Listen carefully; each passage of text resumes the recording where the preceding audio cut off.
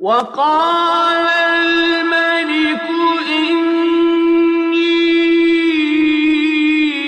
أرى 7 بقرات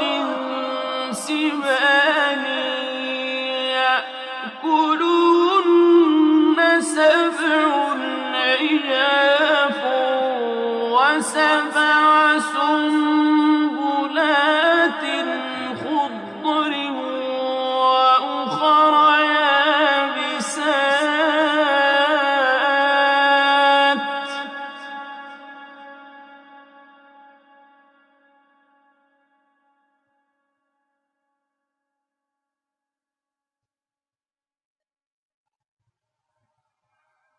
يا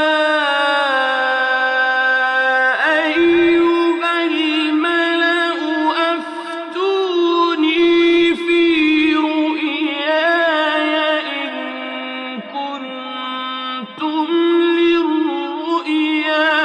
تعبرون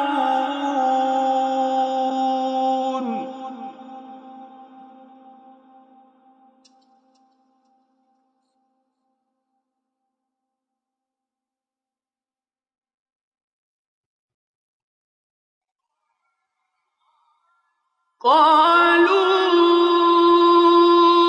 أضغاث أحلام وما نحن بتأويل الأحلام بعالمين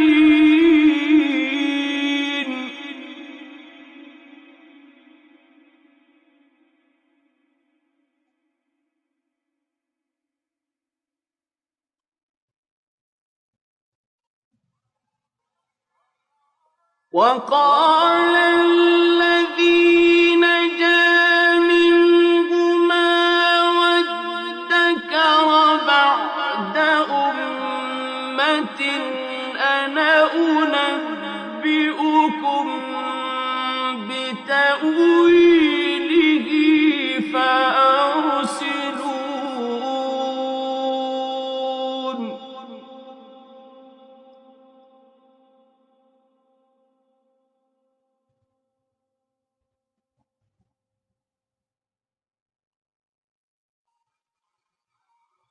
يوسف أيها الصديق أفتنا في 7 بقرات سمان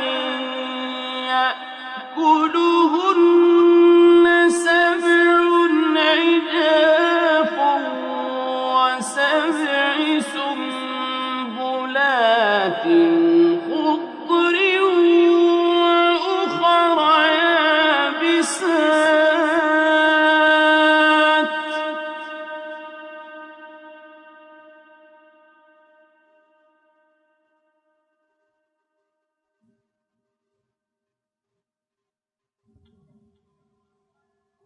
وأخر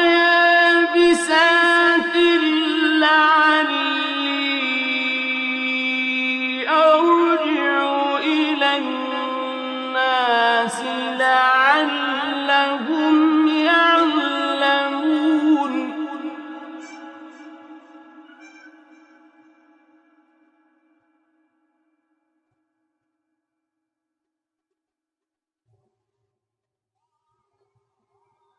قال تزرعون 7 سنين دأبا فما حصدتم فذروه في سنبله إلا قليلا مما تأكلون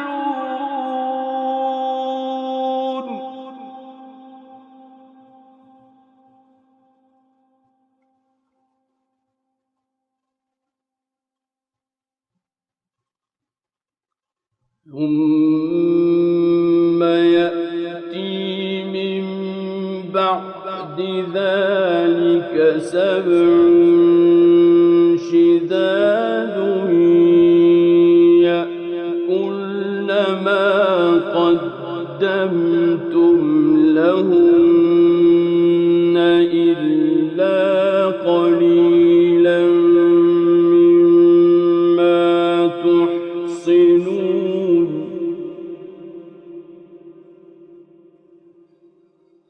ثم يأتي من بعد ذلك عام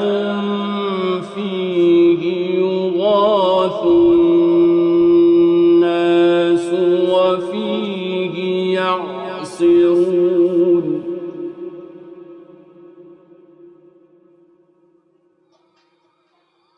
وقال الملك ائتوني به فلما جاءه الرسول قال ارجع إلى ربك فاسأله ما بال النسوة اللاتي قطعن أيديهن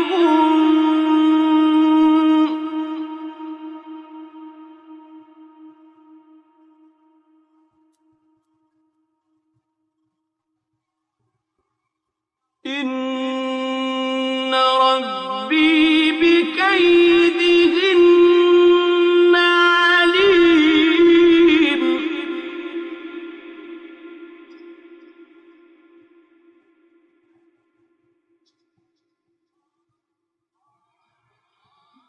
قال ما خطبكن إذ راوتن يوسف عن نفسه قلن حاش لله ما علمنا عليه من سوء